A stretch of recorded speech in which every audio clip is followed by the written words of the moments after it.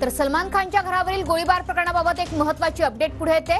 आरोपींनी तापी नदीत फेकलेलं दुसरं पिस्तूलही आता सापडलेलं आहे। गुन्हे शाखेच्या पथकाकडून गुजरातच्या तापी नदीत शोध मोहीम घेतली गेली। वरिष्ठ पोलीस निरीक्षक दया नायक यांच्या नेतृत्वात ही शोध मोहीम पार पडली आणि या शोध मोहिमेदरम्यान दुसरं पिस्तूल देखील आता हस्तगत करण्यात आलंय।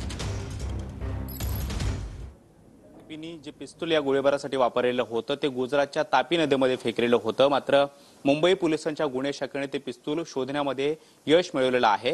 हे शोधकार्य कशा पद्धतीने पार पडलं आणि आतापर्यंत या सगळ्या शोधकार्यामध्ये काय काय सापडलेलं आहे हे जाणून घेणार आहोत। माझ्यासोबत गुन्हे शाखेचे पोलीस उपायुक्त दत्ता नलवडे सर आहेत। सर, आपण पाहतोय की गुन्हे शाखेचं पथक गुजरातमध्ये होतं आणि तापी नदीमध्ये जे काही सर्च ऑपरेशन करण्यात आलं, आतापर्यंत आपल्याला काय काय मिळालं आणि कशा पद्धतीने हे सर्च ऑपरेशन करण्यात आले?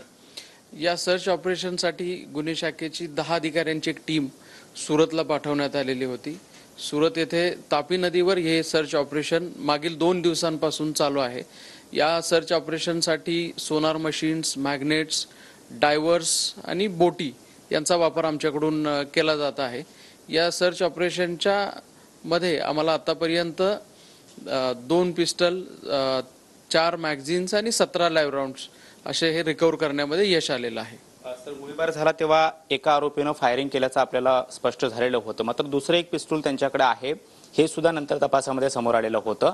मात्र हे पिस्तूल शोधणं या नदीच्या पात्रातून किती आव्हानात्मक गोष्ट होती आणि कशा पद्धतीने हे मोठे चॅलेंज आपण पूर्ण केले? सध्या उन्हाळ्याचे दिवस आहेत आणि ज्या ठिकाणी हे सर्च ऑपरेशन चालू आहे तिथे कंटिन्युअस आमची टीम काम करते आहे। तर तापमान हे एक मोठं निश्चितच अडचण आहे आमच्या टीमसाठी। सेकंड, या नदीची जी पाण्याची पातळी आहे खोली ती 30 ते 40 फूट आहे। एवढ्या खोल पाण्यामधून वेपन शोधणं हे सुद्धा निश्चितच आव्हानात्मक होतं आमच्यासाठी।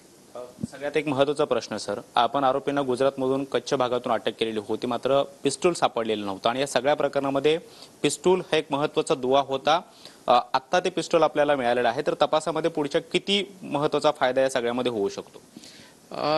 गुन्ह्यामध्ये वापरलेलं वेपन हा निश्चितच एक मोठा पीस ऑफ एव्हिडन्स आहे आणि FSLचा अहवाल आणि सगळ्या कोरॅबोरेशनच्या अंती निश्चितच आरोपींनी केलेला गुन्हा सिद्ध करण्यामध्ये हा एक महत्त्वाचा पुरावा ठरेल। सर, किती तास साधारणतः हे सर्च ऑपरेशन आपण कालपासून केलेलं आहे? साधारणतः 48 तासांपासून हे सर्च ऑपरेशन सुरू आहे आणि अजूनही ते काही काळ पुढे सुरू राहील।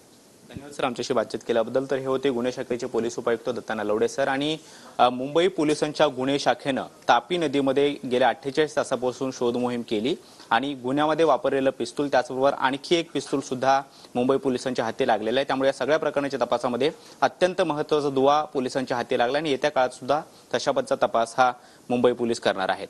पुढे जर्नलिस्ट कमलेश सोबत कृष्णा सोनारवडकर, TV9 मराठी।